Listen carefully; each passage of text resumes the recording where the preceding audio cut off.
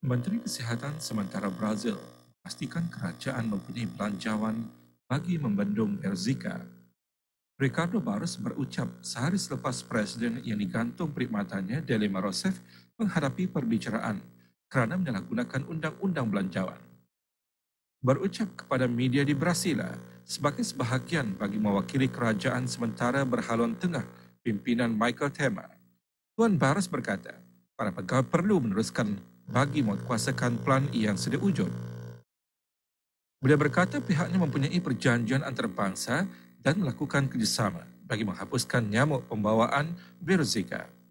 Selepas berbulan-bulan penyelidikan, Pusat-Pusat bagi Pencegahan dan Kawalan Penyakit Amerika Syarikat menyimpulkan jangkitan virus Zika pada wanita hamil adalah punca kecacatan kelahiran pada anak Damin. Jumlah yang disahkan dan disyaki kes mikrosefali di Brazil dikaitkan dengan virus Zika adalah 4,759 orang sepanjang 7 Mei lalu.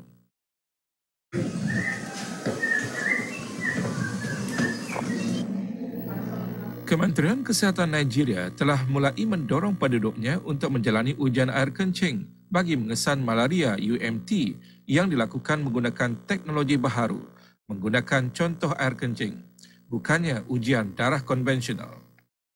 Kotak ujian malaria yang bukan dari darah tersebut dicipta oleh Amerika Syarikat oleh seorang doktor kelahiran Nigeria, Eddie Agbo, bagi syarikatnya Feodoro Biotechnology, berdasarkan teknologi yang berpaten didirikan oleh University Hopkins. Mereka menggunakan strip ujian yang memberikan diagnosis cepat mengenai malaria klinikal. Menurut pihak pencipta, ujian tersebut boleh dibuat oleh siapa sahaja dengan sedikit latihan. Strip ujian ditempatkan dalam kontena air kencing dan dibiarkan selama 25 minit. Jika kedua-dua garisan muncul pada strip tersebut, ujian adalah positif. Tetapi apabila satu garisan sahaja yang muncul, keputusannya adalah negatif. Pakar farmasi Guinness Pharmacy di Abuya, Patrick Onishi, salah seorang yang menyertai kempen tersebut berkata, ujian kencing menolong meringankan pihaknya dari mengalami stres. Sangat selesa bagi para pesakit, terutamanya kanak-kanak yang tidak ingin disentuh dengan apapun, seperti dicucuk jarum untuk pengambilan darah. Ujian kencing katanya sangat selesa, bahkan bagi para pesakit untuk menjalani ujian kencing mereka sendiri. Kotak tersebut ketika ini sedang dikilang di Amerika Syarikat dengan rancangannya untuk dikeluarkan di Nigeria pada masa depan. Lebih dari $3 juta Amerika telah diperuntukkan melalui pinjaman persendirian. Yayasan Sains Kebangsaan di Amerika Syarikat dan Tentera Amerika Syarikat telah menyuntik ke dalam projek tersebut. Victoria Enwenmadu merupakan ketua projek global bagi Feodoro Biotechnology. Katanya mereka mencari peluang untuk mendapatkan satu produk yang akan menyelesaikan isu-isu ini di pasaran-pasaran baharu dan mendapati satu produk di University Johns Hopkins yang sebenarnya bukan satu produk tetapi lebih kepada penyelidikan. Mereka mengambil lesen mencipta produk prototype, banyak menjalankan penyelidikan dan mencipta lagi produk yang ada ketika ini. Menurut Bank Dunia di Nigeria, malaria bertanggungjawab terhadap hilangnya hari bekerja antara 15 hingga 25 hari setiap seorang setiap tahun atau dalam masa 2 bulan berikutan jangkitan secara langsung atau perlunya diam di rumah bagi merawat ahli keluarga yang sakit, terpaksa ponting selama seminggu atau lebih. Tahun lalu terdapat 214 juta kes malaria dan meragut 438,000 orang, kebanyakannya di Sahara Kecil Afrika. Bagaimanapun, menurut Pertubuhan Kesihatan Sedunia, WHO, angka kematian akibat malaria jatuh secara dramatik pada tahun-tahun kebelakangan, berikutan meningkatnya bantuan yang dihulurkan ke atas pencegahan asas seperti kelambu dan ubat-ubatan. Para pencipta UMT berkata, kotak tersebut akan membantu mengurangkan ujian serta kos yang tidak menyenangkan. Kotak tersebut sudah dijual di farmasi seluruh negara itu dan boleh digunakan di kawasan pergunungan ketika para pesakit mungkin tidak berupaya untuk menjalani ujian makmal. Pakej ujian sebanyak 5 kali dijual dengan harga $12 Amerika Syarikat. Menurut laporan oleh para penyelidik dari Universiti California, menunjukkan bahawa malaria telah dihapuskan di separuh negara dunia. Menurut WHO, hampir 3.2 bilion orang, hampir separuh dari penduduk dunia, menghadapi risiko dijangkiti malaria.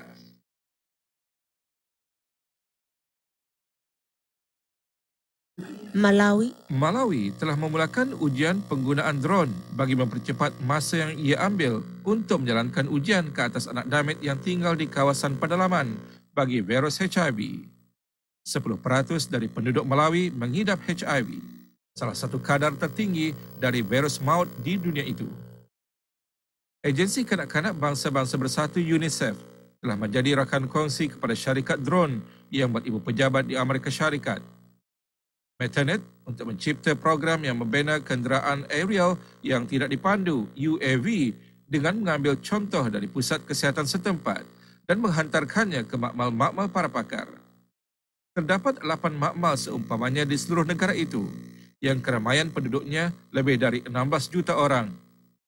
Ketika ini, pembawa penggunaan motosikal digunakan untuk menghantar contoh menggunakan jalan raya yang kurang dipelihara, yang menyebabkan UNICEF dan Metanet percaya penghantaran boleh dibuat dengan cara yang lebih cekap melalui udara. Program ujian mereka tersebut ketika ini menggunakan contoh-contoh yang disimulasi. Ujian penerbangan pertama yang berjaya dilancarkan adalah laluan 10 km dari Pusat Kesihatan Masyarakat ke Makmal Hospital Makmal Pusat Kamuzi di Ibu Negeri Lilongwe. UAV telah digunakan pada masa lalu bagi pengintipan dan catatan bencana alam, tapi kini dipercayai ianya sebagai teknologi yang buat pertama kali digunakan ke arah peningkatan perkhidmatan HIV. Rancangan tersebut akhirnya adalah bagi UAV akan dikendalikan oleh para pekerja kesihatan dengan menggunakan kata laluan dan isyarat GPS dalam telefon bimbit mereka. Setiap drone berharga $7,000 Amerika Syarikat, tetapi kos pengecasan bateri adalah minimum dan lebih murah berbanding motosikal yang menggunakan bahan api. Ketika kemajuan telah dibuat hari ini, 90% dari wanita mengandung mengetahui status HIV mereka. Terjadi sedikit kelambatan dalam ujian dan perawatan anak damit dan kanak-kanak. Menurut UNICEF, pada tahun 2014, kira-kira 40,000 kanak-kanak di Malawi lahir dari ibu-ibu yang positif HIV. Setiap tahun, kira-kira 10,000 kanak-kanak meninggal dunia akibat virus tersebut. Jumlah yang menurut agensi tersebut boleh ditangani dengan diagnosis awal dan penjagaan kesihatan yang berkualiti.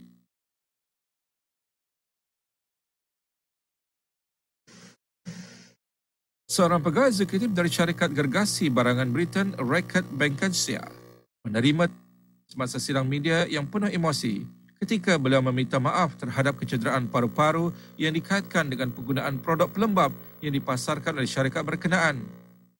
Ketua Reckitt Benckiser di Korea dan Jepun, Atta Safdar, meminta maaf beberapa kali di hadapan seorang penonton yang termasuk para mangsa dan keluarga mereka. Antara mereka seorang kanak-kanak lelaki berumur 13 tahun yang kini menggunakan oksigen untuk bernafas.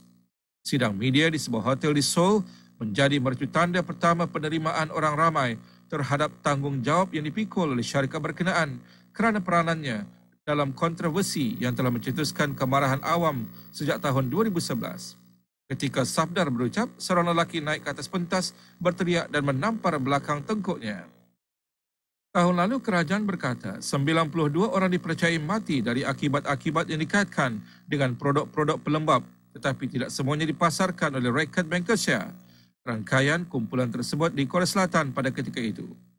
Jualan alat pembasmi kuman, cecair yang ditambah ke atas air digantungkan penggunaannya oleh kerajaan Korea Selatan pada tahun 2011.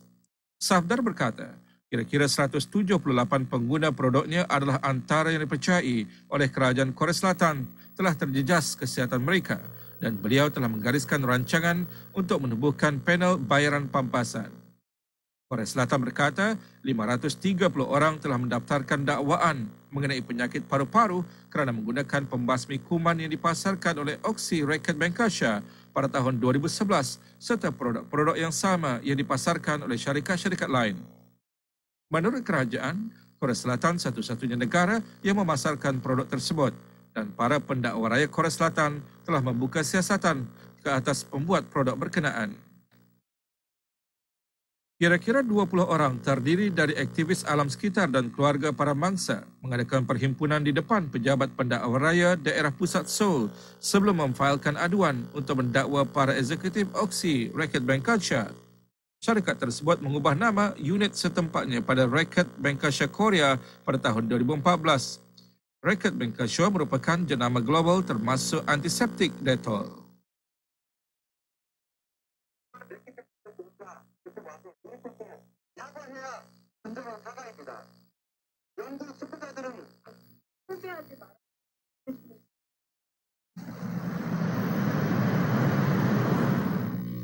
Pertubuhan Kesihatan Sedunia WHO telah menganggarkan pencemaran merupakan punca 7 juta kematian pramatang setiap tahun. WHO juga memberi amaran pencemaran di bandaraya-bandaraya di seluruh dunia semakin meningkat sejak kajian sejagat terakhir tentang isu tersebut diterbitkan 2 tahun lalu.